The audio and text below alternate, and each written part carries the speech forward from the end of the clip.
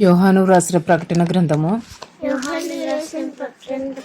2వ అధ్యాయము 12వ వచనం నుండి 20వ వచనం వరకు.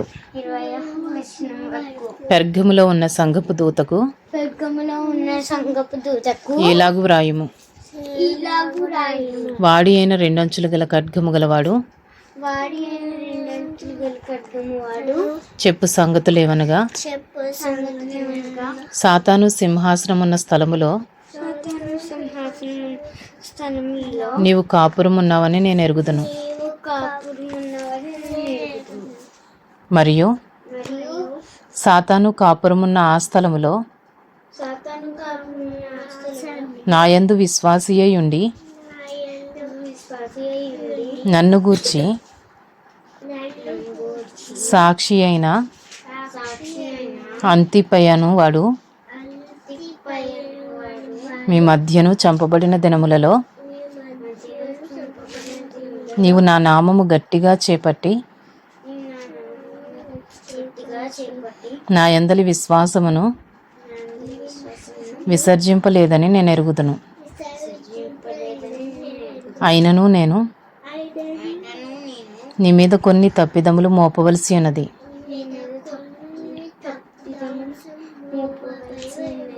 అవేవనగా, విగ్రహములకు బలి ఇచ్చిన వాటిని తినునట్లును, జారత్వము చేయునట్లును, ఇశ్రాయేలీయులకు ఉరియొడ్డుమని బాలాకునకు నేర్పిన బిలాము బోధను అనుసరించువారు నీలో ఉన్నారు. అటువలనే నీకోలాయీతుల బోధన అనుసరించు వారును నీలో ఉన్నారు. కావున మారు మనసు పొందము. లేని ఎడల నేను నీ యొద్దకు త్వరగా వచ్చి నా నోటి నుండి వచ్చు ఖడ్గము చేత వీరితో యుద్ధము చేసేదను. సంఘములతో ఆత్మ చెప్పుచున్న మాట చెవి గలవాడు వినుగాక. జయించువానికి మరుగై ఉన్న మన్నాను భుజింపనెత్తును. మరియు అతనికి తెల్లరాతి నిత్తును. ఆ రాతి మీద చెక్కబడిన ఒక క్రొత్త పేరుండును. పొందిన వానికే గాని అది మరి ఎవనికి తెలియదు. తుయతైరలో ఉన్న సంగపు దూతకు ఇలాగు వ్రాయము. అగ్నిజ్వాల వంటి కన్నులను అపరంజిని పోలిన పాదములను గల దేవుని కుమారుడు చెప్పు సంగతులేవనగా, నీ క్రియలను,